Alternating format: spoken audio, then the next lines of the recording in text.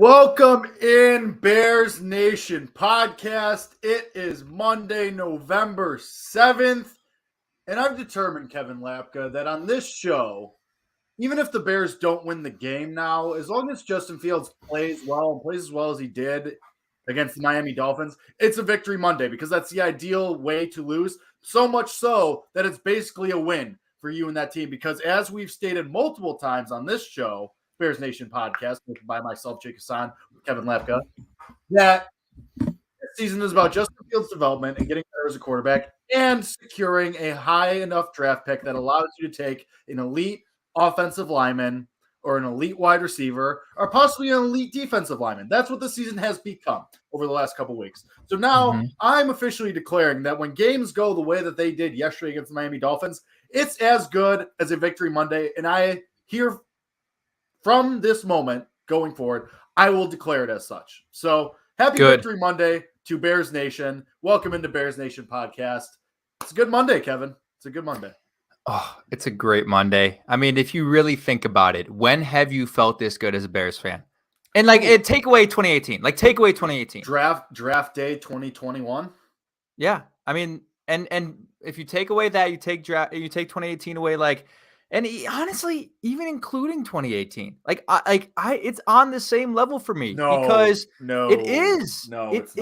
It's not because it is for me. It is, and I'll tell you why. Okay, fine. Okay, fine. I'll allow that for your personal biases. It's good for me because it's making me look right over and over and over again, and I love it. Thank you, Justin. I've defended this guy for a year now, and finally, I'm going to pull back the receipts. I'm going to pull them out and say, yeah, I was on this all along. I was wondering when we were going to get to this because you had a tweet today saying oh, don't everyone switch up now. This is, we don't want you now. You stand your ground, blah, blah, blah.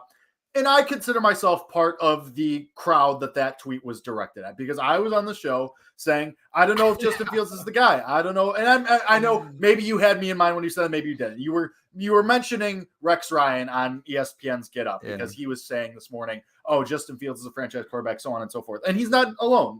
That's a lot of people. I will say that, and sure there were people on draft day that were like, I don't know if Justin Fields is the guy. I don't know if this is the right pick. I was now speaking for myself personally. I was on this show, 4 weeks in, 3 weeks in, saying, I don't know if Justin Fields has what it takes. I don't know if Justin Fields is the guy.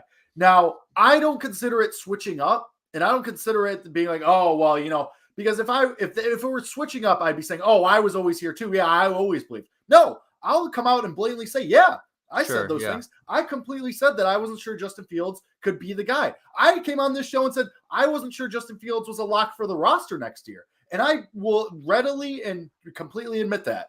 I was wrong. Yeah, he proved me wrong. At that moment in time, though, we can all agree Justin Fields was not playing up to the pedigree that we had expected and that we had hoped for. And that I think some of those at that time doubts were viable. And I think they were warranted because of the way that the Bears offense and Justin Fields had been playing. Now, since then, Justin Fields has completely turned it around. He looks like a franchise quarterback. He looks like a Pro Bowl quarterback. He looks like, to Kevin Lapka's point from a couple weeks ago, a guy that could be a top 2 quarterback in the NFC. And I think that's just the way and the nature of the beast of the NFL, and that things will happen and things change and things are fluid, especially for young quarterbacks, especially for guys that are finding their footing. But I'm not going to try and go back and say, oh, no, I never said, oh, I always knew. No, I had my doubts about Justin Fields. And I'm very happy to say I've been proven wrong and I'm all in. Yeah, he proved it. And I said it. And when I said those things, I said, he could prove me wrong. He could go out here and have this stretch and completely ball. And I said this to Joe Ostrowski this morning on BetQL Daily. He said, are we jumping the shark? Are we getting too overinvested? I said, no, because this isn't just like the Vikings game where it was one half standalone. This is now 3 weeks in a row that Justin Fields has played incredibly well, has played out of his mind, and seemingly only getting better. You look at yesterday's game, the passing yards weren't there. He didn't even clear 150 yards. He threw 3 touchdowns, though, and he threw with conviction. And he should have had more if not for penalties that were not called as well. So it's that he's evolving. This isn't a game. I think if this happened a year ago, we'd be focusing on, all he did was run. And if you look at the box score, sure, that's all you saw. All he did was run. And granted, the 61-yard touchdown run helps that. But you also have to consider the types of throws that were made. and that the touchdown throw to Darnell Mooney was absolutely unbelievable. And you have to consider the throw to Equinomius St. Brown that ended the game. That is what we've been saying the entire time, that, this wide receiver core is not doing him any favors. Yep. And you saw it. Equinomius St. Brown, jail. I tweeted jail for Equinomius St. Brown because it hit him right in the center of the hands. And he dropped it. It went right through his hands. He fell to the ground. He's like, oh my God, I am such a doofus. Yeah. And 3 weeks ago, I did say I wanted the Bears to go in the draft and find another quarterback. Yeah. I will completely admit to saying that, because up to that point, the play warranted. I don't think I said, yeah, you absolutely have to. I said, if you're at 1 or 2, you have to at least consider taking Stroud or Young. And I stand by those comments at that moment in time. Now, 3 weeks later, things have changed. Justin Fields has played like the guy that we thought he could be. And as long as that continues, which we have every reason to believe that it will, because, again, look at what he's playing with and look what he's accomplishing with guys like Equinomius St. Brown and Dante Pettis. Yeah, it looks like he's that guy. He proved me wrong. That's 100% facts. And I have no problem admitting that. Like, at that time, prior to the Patriots game, Justin Fields was struggling. He didn't look like a guy that was going to stick in the league as a top tier starting quarterback. I respect you for owning up on your take, right? That is the main difference is owning up on it, because you see a lot of the national media guys start to turn around and say, oh, Justin, yeah, he's the franchise guy. And, okay, let's address what you were talking about 5 years ago. They don't do what you just did, and they're not going to admit that they were wrong, But I just knew all along, like, there were just too many factors. And I think when you look at it now and you see what has occurred in the last 3 weeks, you kind of look in hindsight, and again, hindsight's always 2020.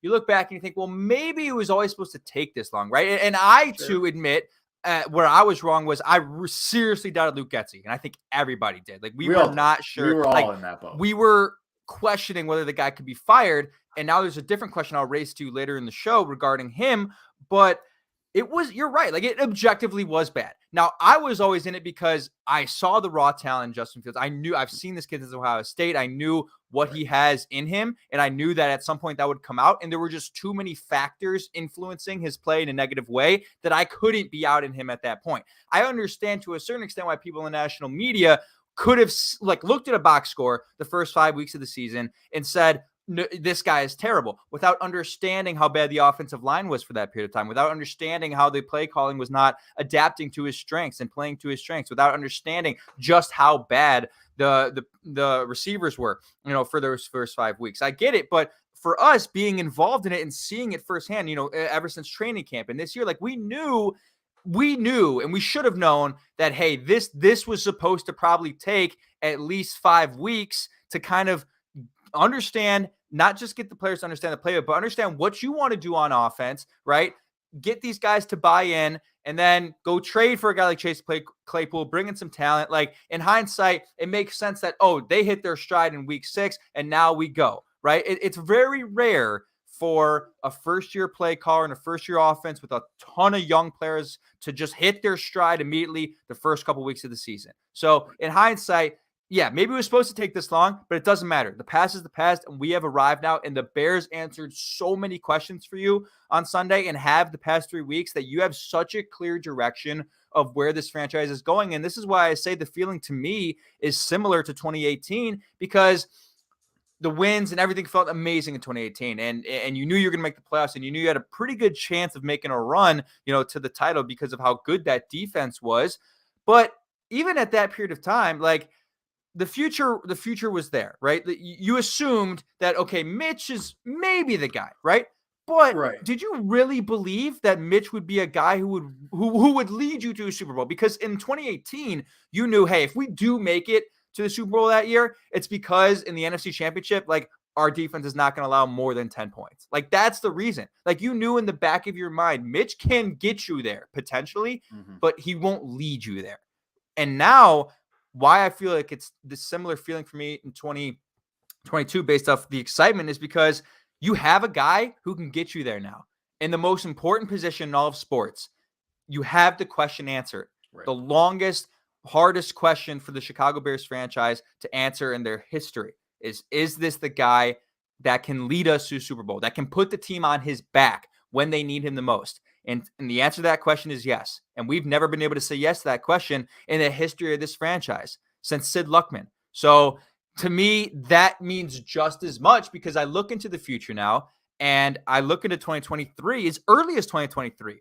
And I think you can see a team that is going to make a legitimate shot to the NFC Championship, a legitimate run, at least for the NFC North. And they're doing it because of the quarterback. And in this era of the NFL, that's what you need to have. You're not seeing defenses win you championships anymore. The guys who win, who take you to the title, who win it, are doing it because the quarterback put the team on their back. Patrick Mahomes, Josh Allen, Tom Brady, Matthew Stafford last year. You can go on and on and on. Go back to every single Super Bowl winner in the past 8 years, aside from probably a couple few. It's because they have a quarterback who can get them there and a quarterback who puts them over the top. The Bears have that guy, and that is why I'm the most excited I've ever been since 2018. I think the distinction you have to make when you talk about this versus 2018 is Justin Fields proved yesterday that you have a guy that, and this goes to your point of look at all the premier teams in the NFL right now. Your quarterback is the type of quarterback that lifts up everyone else around him. Despite the talent not being the best around him, he drags those guys along with him. Hits Equanimeous St. Brown right in the hands on a crucial 4th and 10 that would have extended the game. And maybe you go win the game. Who knows? He, continues to make plays with subpar talent, especially, past the, top 2 receivers and maybe the tight end. We'll see, we'll get to that in a minute, but you have to add things around him. But the thing is, you have that guy that can make those plays, that can pump fake a defender out or make that split second decision to say, actually, I need to run here instead of, and so I'm going to stop this throw and keep it. And actually, I'm just going to take off. Or hit a receiver on a hard throw on 4th and 10 and hit him right in the hands. Or make a crazy throw, a perfect throw, which granted a great catch, but also a great throw to allow, that touchdown catch to be made. He's the type of talent that is going to elevate everyone else around him. So once you add a couple other guys, maybe that is a Jackson Smith and Jigba, whether that is maybe another tight end, maybe that's another couple receivers, and once you put an actual offensive line in front of him outside of just, Tevin Jenkins and Cody Whitehair and maybe Braxton Jones, we'll see.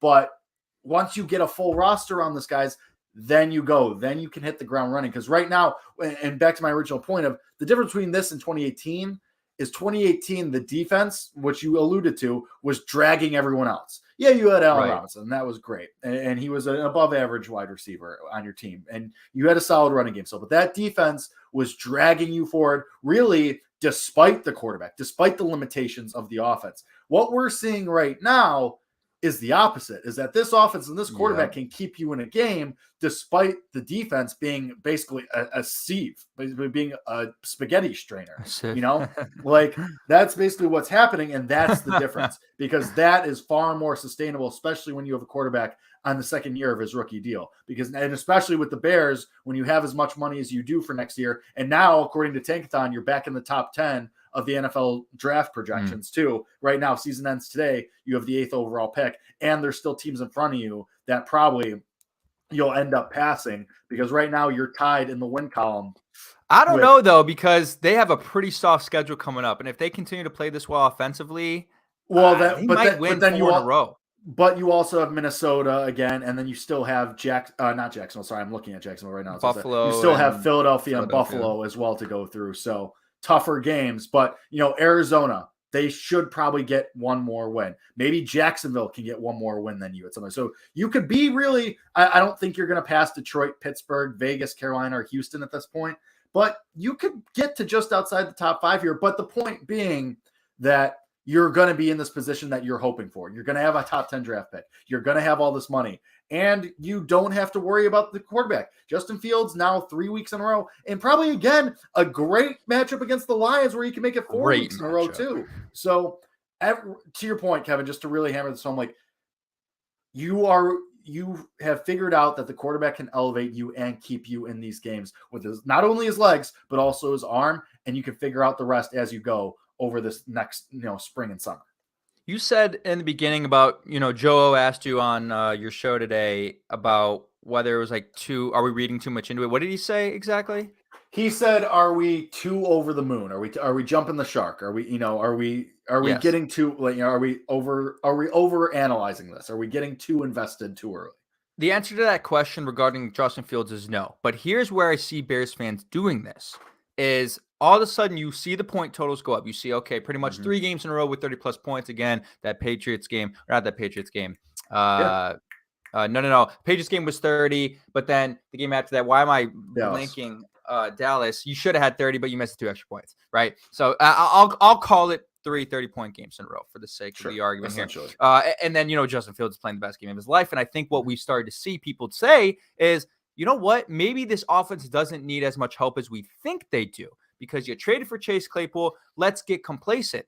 But the last play of the game is exactly why you cannot do that. You can never have too many playmakers. And I've seen a lot of chatter on Twitter after that game and all over the place about, hey, you know what? Push away wide receiver in the first round. Look at tackle. Look at edge. Look at 3-tech Jalen Carter. I will say, if you can get Skoronski from Northwestern, you take him. No, you take him. No. He's unbelievable. I don't see. Here's why. Okay, Kevin, here's my thing. The Chiefs showed you can find wide receivers everywhere. The Chiefs showed you that. The Chiefs are a good example of that. But take a look at the Tampa Bay Buccaneers of a couple years ago. Take a look at this, and this is the prime example. And I alluded to this. I was doing a TikTok live with someone. This is who the blueprint should be for the Chicago Bears as you approach next year. The Cincinnati Bengals, right? In their exact spot, they could have taken, or no, was Sewell taken before them, right? They didn't have an option to take Sewell. Right. So they were left with Jamar. But the Lions took him 1 pick earlier. Something like that. Answer the question, Jake. Do the Cincinnati Bengals win the Super Bowl if they had make it to the Super Bowl if they have Sewell instead of Jamar Chase? Probably not. Probably not. And yes, that's one example. But you can never have too many playmakers. And that last play of the game is a perfect example of why. And really, when I look at the offensive line, right? Because if we say, for the sake of the argument, we'll say it comes down to tackle. Say it's Skoronski or Jackson Smith-Njigba, right? You're on the board at wherever you're at. You could either take one of those guys, Skoronski or Jackson Smith-Njigba, or Paris Johnson or Jordan Addison, right? Offensive line and wide receiver. I look at the offensive line and I start to think, maybe this offensive line isn't that bad, right? You believe that Braxton Jones will probably still be the left tackle next year. He was a 5th-round rookie this year. Give him the right development. I think they would be dumb to draft a left tackle super high and just replace him. That just wouldn't make sense from a value standpoint. We know this whole front office is about value. Then you look at, Tevin Jenkins might be a Pro Bowler this year. He's playing really well. Lucas Patrick is going to be here at the center position. He's on a 2-year contract. Whether you like that or not, you'll also have Doug Kramer back next year for the depth, but you're probably going to bank on Lucas Patrick being your center next year. Cody Whitehair is also still going to be here at left guard. So then really you only need a right tackle, but you really don't need it. Like, it's not a gaping hole, but I guess neither is wide receiver. It's not a gaping hole. But I just look at it and I think you can never have too many playmakers. You can say the same thing about offensive line, but I don't want us to get in a situation where we're seeing the offense thrive. We're seeing the points be put up the board. We see the development of Justin Fields, and we say, oh, we don't need it anymore. No, you need it, right? You can never have too many playmakers. You're going to face good defenses, and in that final play of the game, if you replace Equanimeous St. Brown with the Jackson Smith-Njigba or Jordan Addison, you win that game. It equates to wins when you have more playmakers. Give Justin Fields as much help as possible. I know he's developing, but you can never give these guys too many weapons, and you see a majority of the best teams do that, and the teams that don't end up regretting it. And last thing I'll say, and I hand it over to you, is you think about some of the teams recently that have traded their big wide receivers. The Chiefs haven't looked great without Tyreek Hill. Like, they've looked fine, but they have not looked like the Chiefs of the past couple of years. The Titans didn't have a single reception from a wide receiver last night after trading AJ Brown. And yeah, Malik Willis, a young rookie who needs a lot of development against a good Chiefs defense on primetime and Arrowhead. It's going to be tough for him, but not one reception. And I look, you just got to go get more playmakers. I'm going to die on this hill of, hey, take a wide receiver in the first round, unless like a Will Anderson falls and you get really lucky. But that's where I'm at with that. I just think the line is okay. I mean, tell me, like, if you had to put the position groups on, against each other, which position group is playing better right now? It's probably the line. Yeah, I mean, but like, just I can't look at it that way, but right, when we could split hairs any which way here. I mean, that's just me personally, I think Skoronski could be a monster. Like, I think he could be a Quentin Nelson type of lineman here. Like, I think you could get like one of those generational guys with him. But your point also makes sense. Like, it just depends what you value, I suppose. Like, let me ask you this. If I could guarantee you that the Bears are going to sign Odell Beckham Jr. once the offseason starts, would you then be fine with them drafting Skoronski instead of Smith-Njigba? Yes. And I know your answer is going to be like, oh, we'll just do both. But like, if I told you that, no. I would not. If they sign Odell Beckham Jr., do not draft. At that point, you don't need to draft Jackson Smith-Njigba. But at this given moment, yeah. And if it's not OBJ, even if it's Allen Lazard or Jacoby Myers, you still draft Jackson Smith-Njigba. Like, none of those guys are moving the needle for you that much. So, right. That's what I mean. If you got like a star in free agency or even via trade, who knows? But there is no star. I think right. I know. It's fluid. It's like, I think it's very fluid. And obviously, we're talking about this on, November 7th. I think is what you value. It just depends on what direct. I mean, because there's definitely going to be people in your camp who are saying like, yeah, just get them playmakers and then figure out the rest from there. And there's going to be people like me who are thinking like, yeah, take the generational tackle. I like Braxton Jones. I think he's a fine player. I don't think he's Pete Skoronski. Jones, he was drafted as a guard, so you can put him anywhere. Patrick, even. Yeah, he's going to be here for another year, but he's also on the other side of 30. Cody Whitehair's on the other side of 30. Or no, Patrick's 29 or 28. But he's approaching, if you could get a young generational tackle like that, and pair him with Justin Fields for a long time, I think you got to do it. But I also get that argument for Smith-Njigba too, for a young dynamic playmaker. So it just depends what you value and what you would rather see, the direction go. And, obviously Justin Fields showed us yesterday against the Dolphins that even if the line isn't great and the protection crumbles a little bit, he can get out of it. I mean, they didn't allow a sack until the third quarter. So it just depends on what you're looking at. So that whole thing. But yeah, I mean, obviously there's options.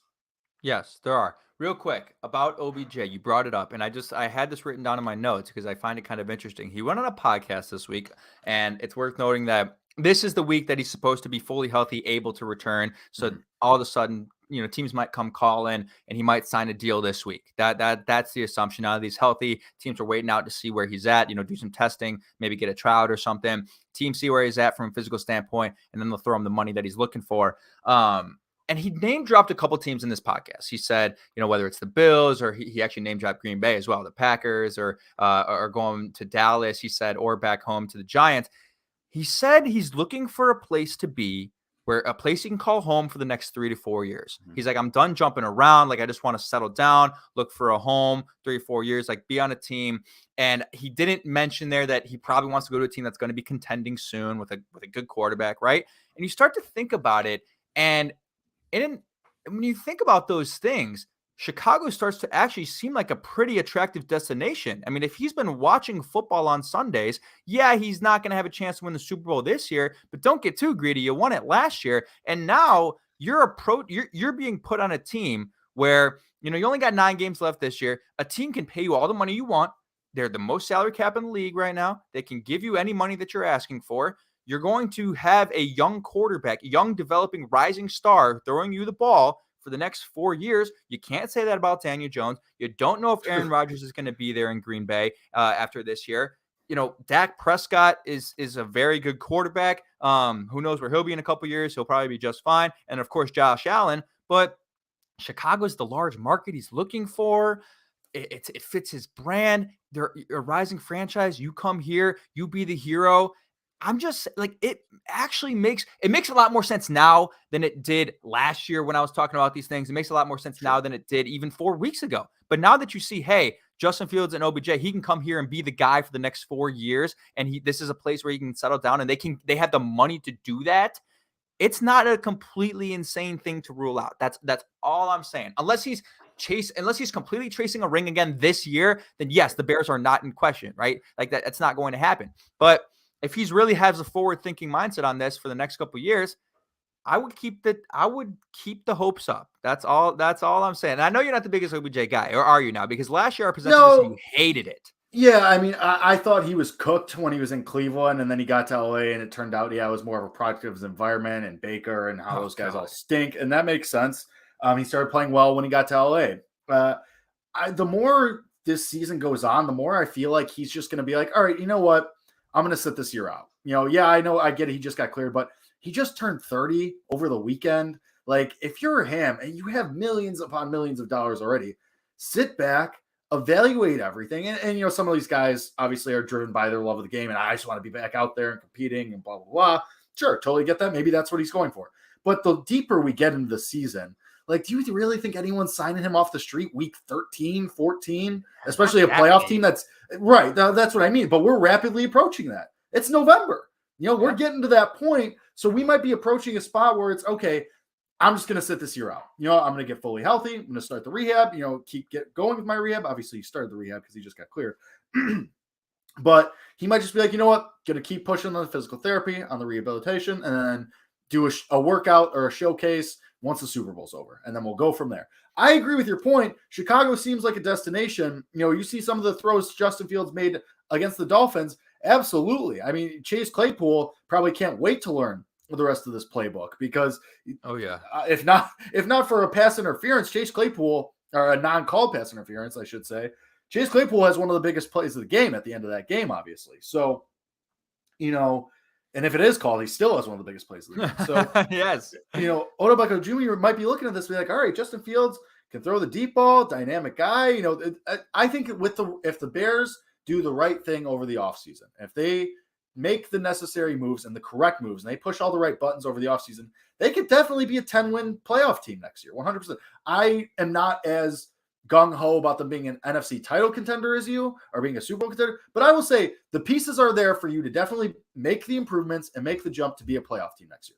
100%. Won't deny that. And that's, again, the product of the quarterback and how good he is in his ascent to being just the type of guy that can lift you up and drag the rest of the team with you. Now, it's up to you to surround those guys with him. So to answer your question, no, I'm not against Odell Beckham Jr. potentially joining the Bears. I just don't think it'll happen this year. Could be wrong. Obviously, the Chase Claypool thing, I was completely wrong about.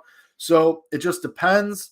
But also, we're now seeing that, and of course, that was more about the defense, but, this regime kind of being like, all right, we got to ship off some talent here so we can lose some more games. So I don't know. But I mean, moral of the story, moral of this first 30 minutes of the show being that you're here.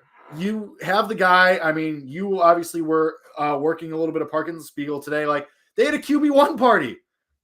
And that's everywhere. That's not just on 670 The Score. That's everywhere. That's ESPN, all over. First Take this morning. ESPN. I mean, First Take, Michael Irvin and Ryan Clark are losing their minds. And granted, Michael Irvin's a crazy person as it is, but him and Ryan Clark are on there losing their minds on the set of First Take that Justin Fields is that dude. And not only can he run, but he can throw, and he's a baller, and he's a gamer, and so on and so forth. I mean, it's back to your original point that you have the guy, you have the most important position figured out. Now it's up to you to figure the rest out. And there's no reason to think that he can't continue this for the rest of the year. You have a cupcake matchup with the Detroit Lions that hopefully you lose because the Lions have something to play for. They're feeling good. They finally beat the Green Bay Packers, finally got their second win of the season. The Bears are just happy to score points. I don't want them to lose. Yeah, you can't take my pride away by losing the Lions. And I'll get back to that in a second. I don't want, it's hard to root for losses. We covered this topic a little bit a couple weeks ago. But, the last couple weeks, the last two games especially, Dallas is a tough defense. Miami's an above average defense. I mean, they're not, they're not terrible. So you continue that. Now let's see what happens in a couple, and it's not for a couple weeks because you have the Lions and you have the Falcons. But once you get to the Eagles, once you get to the Bills, and then we'll go from there. And hopefully it continues and you feel even better come season's end, no matter how many games you lose. But one more note on this is something that we just touched on really quickly. Man, that last drive was like such a emotionally tearing drive because you're like, I want to see Justin Fields do something cool and lead a game-winning drive and I tweeted this. That was the ideal way to lose because Justin Fields was making all the right throws and it didn't end on a bad Justin Fields decision. It didn't end on the offense stalling out. It ended because Justin Fields made a tough pass, but was a perfect pass right in the hands of your receiver that would have kept the drive alive. And essentially ended the game because your receiver wasn't good enough to make the catch. That's the ideal way to lose because you're like, okay, well, I want the better draft pick, but I'm going to root for Justin Fields doing awesome things. And if that's going to lead in a game-winning drive, okay, I'll take it. But that was ideal. That was exactly how you want to lose every single game the rest of the way. Like, you don't lose because of Justin Fields. You lose despite Justin Fields. Right. Like, you're right, but it was also extremely aggravating to watch that no call. 100%. The no call on Chase Claypool is just, I mean, I just, it's unacceptable. It is. It's truly unacceptable. I mean, I think the biggest problem was, I'm not sure if they did on this play, but I know they did in the Eddie Jackson PI that they did call that wasn't pass interference, or even if you did want to call that one, you better call it against Claypool, is they had a meeting with the refs after they threw the flag where, they confer and they talk about it, and they upheld the call on the Eddie Jackson one. I don't know if they did it for the Claypool one, but my God, I mean, the ref is right there. You got 5 refs all over the field, like, talk about it. You just can't influence the game in that play. Let the players decide who's going to win, not these goddamn guys in stripes. I mean, there's just no accountability for it. And sorry, it's just frustrating. I had to let off some steam regarding that. But I think the most important thing about that win, or sorry, about that loss, about that game that felt like a win. See, that's where we're at, though. It's basically a win. Like, we're sitting here like it's a win. And that's why I started my opening statement. Like, it's basically a victory Monday. Like, it is. You're sitting here feeling great about that game. And you listen to any sports radio in Chicago, that you hear the same thing. And it's almost, for me, like, again, people know where I stand on this and where you stand on this. Like, I'm always going to root for a win because I'm a psycho Bears fan. I just that's just the way I am. But there's always that silver lining now. Like, now there's this great, like, there was no silver lining last year because, or the short it was, but the years before, like, when you were losing, like getting a better draft position at the point, like, just you didn't know what you were going to do with it. It didn't mean as much. But now, because you have a clear direction, like, you can root for that draft position because you know where this franchise is going. You know how it can directly help the future, but I'm still going to root for wins. And like, now that we're at a point where the Bears might actually be I wouldn't say they're a good football team. They're a great offense right now. And the defense is, God, terrible. But they're a well-coached team. They're a great offense, and that can lead you to enough wins to make the playoffs in this day and age of the NFL. And like, it's not even outrageous to me against some easier offensive opponents coming up because, as much as the defense has been bad, they've also ran into 2 of the best offenses in the NFL the past 2 weeks, and the Dallas 100%. Cowboys and the Miami Dolphins.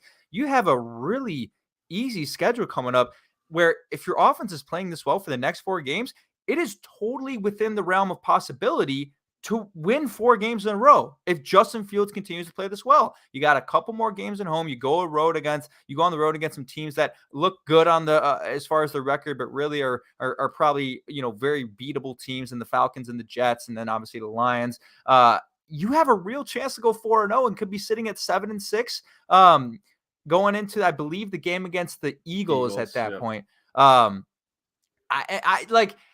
It's a more reasonable conversation to have now because you don't have to ask yourself, well, how could they even win 4 games in a row? Like, they'd have to get lucky for 4 games in a row. But you can now say, oh, Justin Fields and the offense could simply outscore the other team for 4 straight games. Like, you have I have the confidence in saying that. So I will say, I mean, looking ahead a couple weeks, I mean, the Jets defenses, they seem pretty legit. They do seem pretty legit. Sauce Gardner is pretty good. Sauce Gardner is really good. He's that guy. He's him. Really good. That is your defensive rookie of the year. So sure, just so to paint a picture for our audience, Bears' next 4 games are home against the Lions, at Falcons, at Jets, home against the Packers. I definitely see 2-2. I think it is going to be tough to keep up with this defense that you currently have. The Lions are going to score some points on you. And that's going to be a shootout. And that, like, I don't know. I mean, the Lions offense is pretty, like, Amon-Ra St. Brown is really good. DeAndre Swift, he's dealt with injuries, but he's pretty good. Jared Goff, say what you will, but he's a guy that can get you into the end zone. So, like, that's going to be a high-scoring game, but that's going to have to be one of those games where if you want to win, especially at home, you're just going to have to outscore. Like, it's going to be a shootout. You're just going to have to outscore them. I kind of like the Falcons at home. I agree it was winnable, but I don't think it's such a sure thing as we thought prior to the season. Like, I think the Falcons have shown like they're a halfway decent team, which, I mean, the Bears are arguably in that same, sphere as well, but at Falcons is going to make that a little tougher. I think you lose the Jets game just because that defense is unbelievable. But and then the Packers, I mean, who knows what the hell is going on there? Even if they're bad, there's always the chance that Aaron Rodgers just comes in and rips your heart out, obviously. But I mean, 2-2 is definitely not out of the question. I mean, 3-1 isn't even out of the question here before we get into that slate of Eagles, Bills, Lions, Vikings to close the year. But yeah, I mean, your point being though, that stands like this is just what it is. Like Justin Fields is that good over the last 3 weeks that you feel confident that he can just lead you to these wins and help the offense evolve. And I think that's the biggest thing for me. Because as good as Justin Fields was, Luke Getsy called a really, really good game. Luke Getsy was awesome yesterday for as much as he used. Claypool eventually will be used more. Like Claypool played, I think, like a third of the snaps. That number is going to go up. It's going to be up more towards the high 80s and 90s. And hopefully as soon as next week is what would be the hope. Maybe might take a little bit longer than that, but obviously that number is going to go up and up and up and up and up until he's at that point where he's on the field as much, if not more, than Darnell Mooney. And Mooney played, I think, 86% of the snaps, something like that. But I've been saying it, not to like not to give myself flowers here. Oh, here we go. But we had the Cole Kmet game. We finally had the Cole Kmet game. And I said last week, this is what the Claypool acquisition does because it will open up everything else and it kicks guys farther down the totem pole. Cole Kmet doesn't have to be the second option in this offense anymore. We don't have to put all these expectations on him like, oh, where's Cole Kmet at? Why is he, not taking these long receptions? Now it could be, all right, Cole Kmet's in the intermediate passing game and taking, catches for 12, 13 yards, 8 yards, and that's good enough. And then occasionally he'll make the big play like he did on that first touchdown or the second touchdown. And, we'll use him in these running packages because screw it. Why not?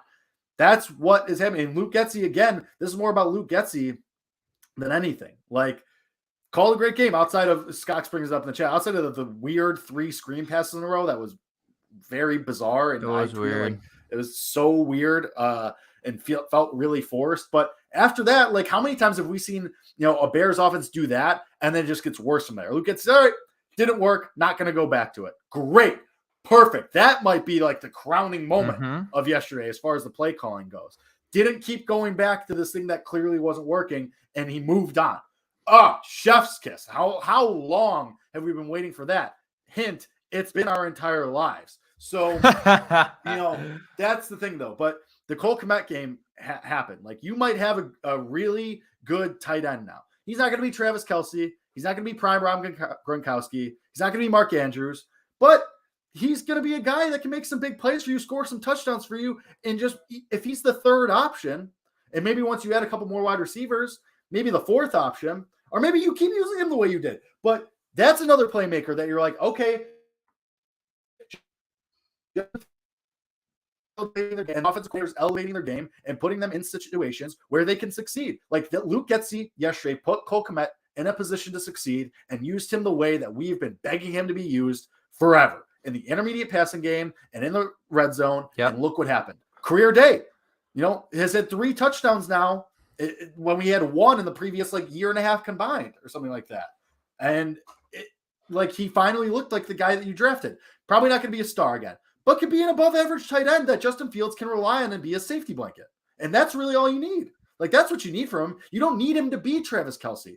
You can add, you added Claypool. You can add more guys. Just be solid. We thought you were nothing, but now you're showing us that you're at least solid. That's a huge win. He does, who was the Rams tight end last year? Tyler Higbee. Can he be Tyler Higbee? Yes. Can he be Dawson Knox for the Bills? Yes. You don't need a prolific like a Dallas Goedert. Sure. Yeah. Dalton Schultz in Dallas. He can be those guys. Yeah, 100%. The tight end position is so weird because there's such a drop off between the top 3 and the rest. With Mark Andrews, Travis Kelce, and George Kittle, I guess. He hasn't played sort of. But, here's what I was really impressed by. And look, you were absolutely right about how it's going to directly impact their offense with Chase Claypool being there is, they just found ways to get him open. The way that they schemed Cole Kmet open and designed plays for him was very reminiscent of how the Chiefs scheme open Travis Kelce. And not just the way they scheme him open, the utilization. They got to the point where they were taking direct snaps to Cole Kmet. A direct snap to your tight end? What world is this? What universe are we in? Like, who would ever think? But it's like, it's so easy. Like, you talk about making things easy for your quarterback, run a couple pick routes where, Cole Kmet chips at the line of scrimmage and then runs a quick speed out and he's open. And I don't know what the route concept was on the first touchdown.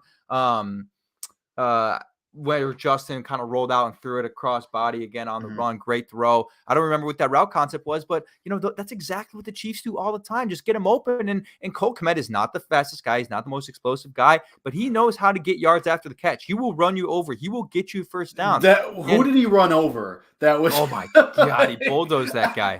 I shrank back and I was like, oh God. It was brutal. He bulldozed that Miami defender. And look, I apologize. I also was, I think I was wrong about Cole Kmet, but he's another one where you just didn't know. Like, you couldn't blame anyone for, we had never declared him a bust, but I was also always a proponent of, hey, they should have taken it. No, I was always a proponent of them taking Antoine Winfield Jr. Yes. I don't know. Maybe that was the thing. It was the hindsight factor. Right. It was the hindsight factor. But when you really thought about it, like, they were also not putting Cole Kmet. You can use the same argument as we used for Justin Fields the first couple of weeks of the season and last year, not putting him in positions to succeed, right? Agreed. Like, Cole Kmet was never a true, great receiving tight end, gonna go up and get it. He was never Travis Kelce. He was never Travis Kelce. You probably couldn't rely on him to get open on his own that often on one-on-ones versus a linebacker. Like, he's gonna need to be schemed open and let him use his strengths, which is run after the catch. Like, you're probably, I said this a couple weeks ago, I think I was wrong. You're not throwing fade balls to Cole Kmet. Like, that's just not who he is, I think. And I think they understood that. But and T3P podcast just brings it up. One of the most important things about these games and why we continue to call them moral victories is you're answering so many questions about where you really have to allocate your money and your draft choices. A week ago, we were talking about, well, hey, you're going to get a good look at Mike Gesicki, a guy who you think could be on your team next year. He's a free agent. You're going to need a new tight end. I don't know if you do. I mean, you probably draft a guy in the 5th round, but you sure as hell don't spend money on a guy. Try to pair him with somebody, yeah. You pair him with somebody, but for sure, Cole Kmet is that tight end 1 going into next year. And there's been a lot of really decent tight ends in the league this year. You think about Cade Otton, rookie. I don't know when Cade Otton from the Buccaneers, the guy who caught the huge play to get him into the field goal range and then the game-winning touchdown against the Rams yesterday. I don't know where he was drafted, but you can find tight ends later in the draft, as we've seen this past year. So you're answering questions, right? Fourth round for Cade Otton. Like, you can find these guys. I think that's what they'll do is they'll probably draft a tight end in the 5th or the 6th. But now, like, hey, you don't got to spend $36 million probably or something like that on Mike Gesicki. Like, you're good. You're good with Cole Kmet. And that's a beautiful thing. That's a beautiful thing to know. So we're learning a lot, man. I mean, and going back, let's talk about Chase Claypool a little bit more. How about the impact on Darnell Mooney? I mean, he wasn't a huge receiving day for him, but I think you kind of saw different ways of him getting open. Obviously, the touchdown, and I think just that impact of having Claypool out there is having a trickle-down effect on a lot of the other guys on the roster, and that's huge. Yeah, and he didn't even, again, he played like 34% of the snaps. He didn't even play. He played less than half the snaps. Was it 34 for sure? Much. It was something like that. Because it felt lower. It did. And maybe he was like, maybe that's a product of some of Justin Fields' runs, and maybe, obviously a couple of those screen passes. Like, it wasn't the big play home run shots that you were expecting when we were talking about Chase Claypool last week. And I think that'll happen. But yeah, I mean, I think that, that trickle down effect, like you're talking about, is only going to be more emphasized as we go forward. Like, I think Cole Kmet now, like, you're going to see that a lot from him because he's going to be able to just sit there in that intermediate range and run across the middle of the field, like you said, in that Dalton Knox role or that Dallas Goedert role. And he doesn't have to be the home run hitter because you have Chase Claypool and Darnell Mooney. Those guys are your home run hitters. But the thing is, like, look at the touchdowns. Like, look at that rumbling touchdown where he just dragged guys with him to catch and run to get the touchdown. Like, Cole Kmet can make some of those plays. It's just you're not counting on him to be the guy in crunch time to make those plays. He can come up with those plays here and there, and you'll take them, of course, but you're not being like, all right, Cole, go out there and win us this game. He doesn't have to be that guy Exactly. anymore. And granted, maybe we got a little bit of inflated heads when he was drafted because it was like second round pedigree. Everyone's like, oh, he's a great route runner. He's a great pass catcher. And he is. He's really good at both those things. But he's not Kelsey level. And of course, some of that goes in with he was doing all this work with George Kittle's TEU and, Brian, kind of the hype train started. And then he kind of disappeared. And I was like, all right, well, maybe time to move on. Now you're like, all right, you have a really solid tight end here, and you have the quarterback that can obviously elevate the play. And now you might just need a guy to pair him with to get him off the field for a breather every now and then. But Cole Kmet played, I think, every snap except like 2 or 3 on offense. Like he's also that reliable guy that can stay on the field. So completely agree. But to your point about Darnell Mooney, I mean, that touchdown catch. What a grab. What a catch. What a throw. Just unbelievable all around. And kind of we're starting to finally see over the last couple of weeks that connection, that Darnell Mooney, Justin Fields connection that we are so excited about coming into the season, that we are so like, here we go. He's got his guy. Let's go. They're doing Chipotle commercials together. They're best buds. Right. And we're finally starting to see it. And credit to the offense, credit to Luke Getsy for adjusting, credit to Justin Fields for, obviously elevating his play over the last couple of weeks. To your point that you made in the beginning of the show, Kevin, it took a little while, and we probably should have expected that. Of course, as Bears fans, we're very impatient. We don't know how to wait for anything.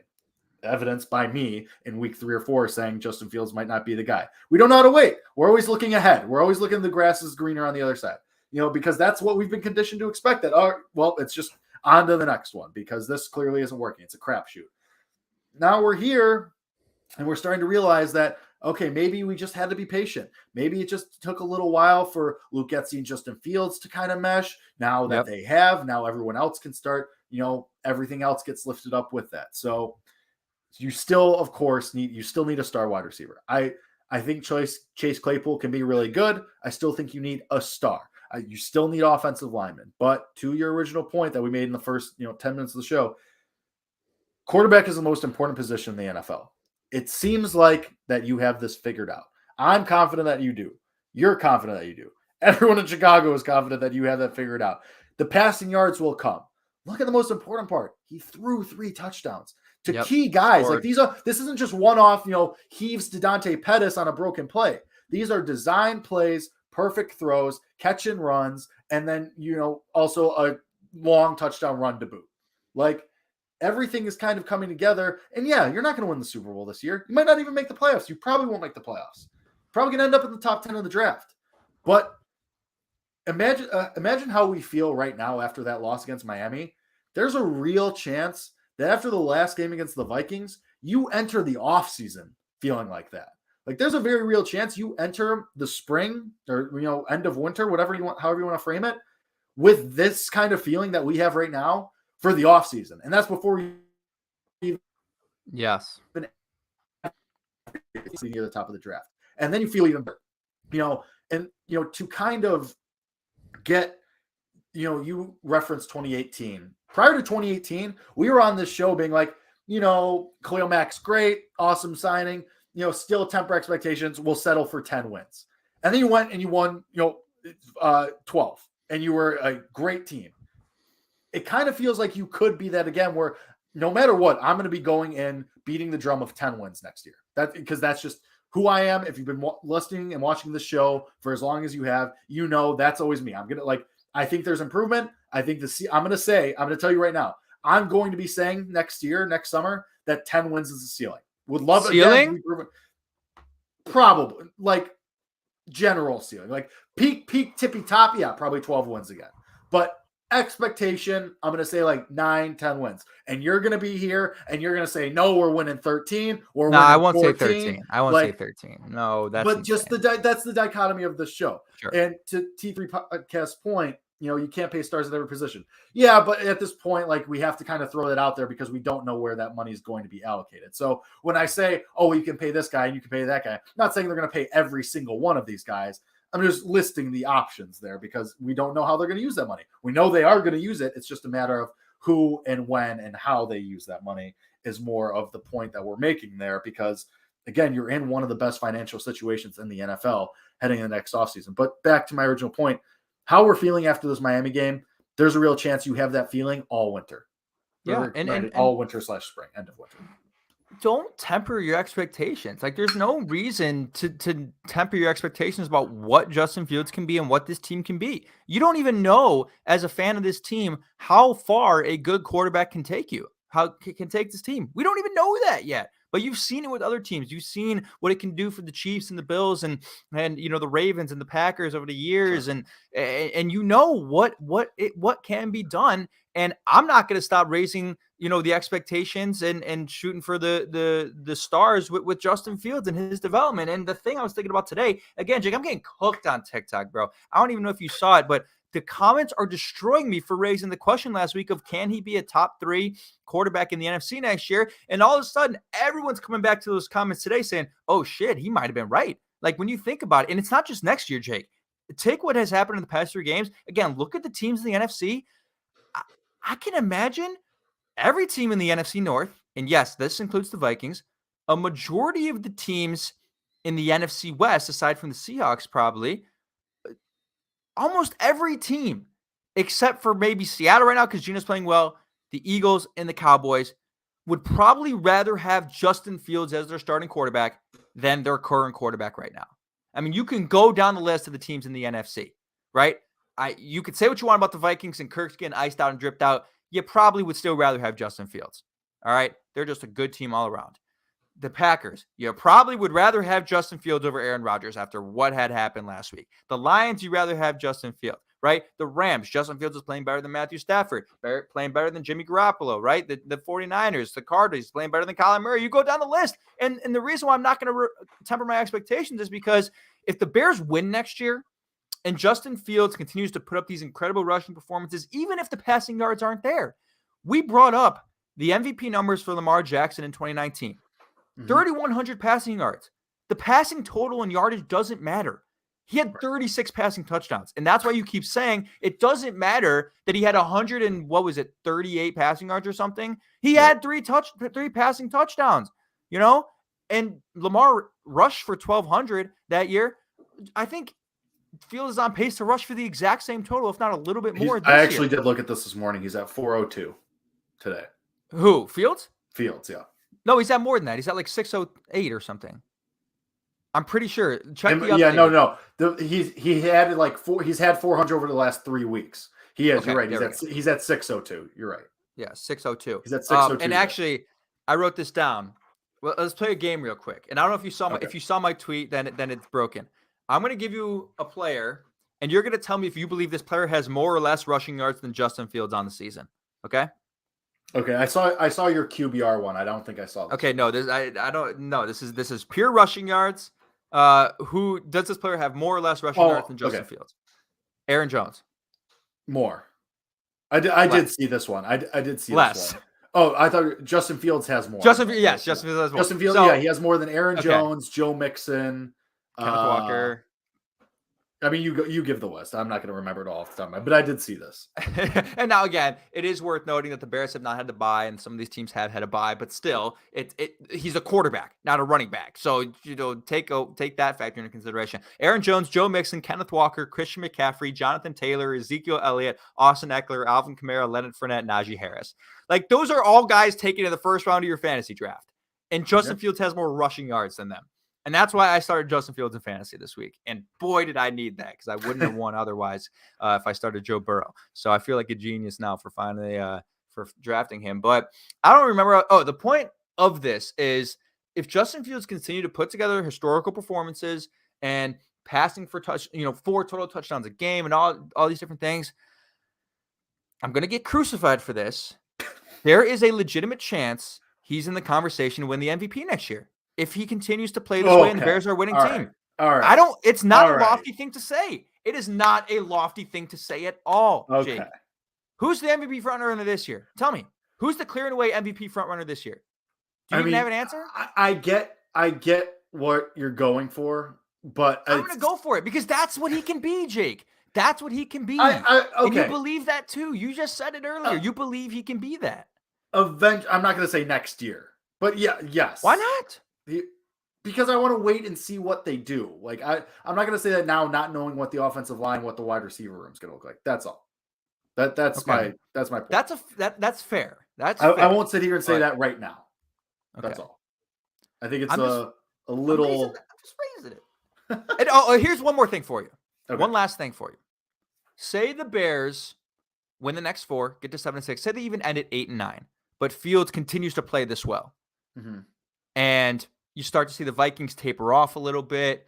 The Seahawks taper off a little bit, regress to the mean, which will likely happen for both of those teams. Is he a Pro Bowler this year? Dak Prescott, Jalen Hurts, and probably, I don't even know about Dak. If he plays like this, he might end up, because you're always going to get guys who elect not to play. So I like alternate.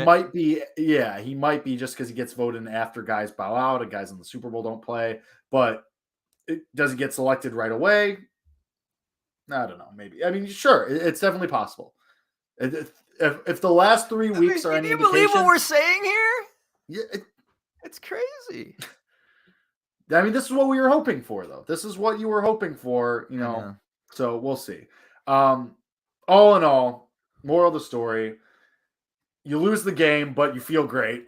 Like you lose the game, but you feel great about the general direction of the Chicago Bears, because at the end of the day, it seems like they found the quarterback. It seems like they found a guy that can be top 3 quarterback in the conference. It seems like they found a guy that can be that electric playmaker that ends up winning you the game, and not just the game manager, and not just the guy that just simply gets you there and you hope someone else makes that big play. It seems like you have the guy that can make the play. It seems like you have the guy that can do that and elevate the rest of the team and drag the rest of the team up with them, even if they're a little bit lacking. So ideal way to lose. I know losing sucks and nobody wants to root for losses, but ideal way to lose.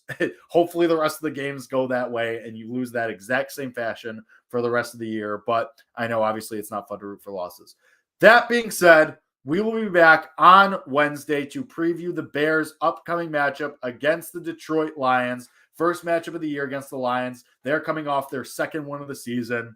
Motor City Dan against Matt Eberflus. Bears versus Lions. So we'll be here on Wednesday to break that down, go through all the matchups, give our bold predictions, give our score predictions. You know the drill. This has been Bears Nation Podcast. Thank you for everyone who came and commented and was watching live. You guys are always the best. We love our regulars. Thank you to everyone listening on the podcast. We appreciate you just as much. We love all the people on TikTok who are always commenting, all the people on Twitter who are always commenting. You guys are all the best. We appreciate every single one of you all the same. You are all very precious to us. And that's why we'll see you on Wednesday to break down Bears versus Lions. See you there. And as always, bear down.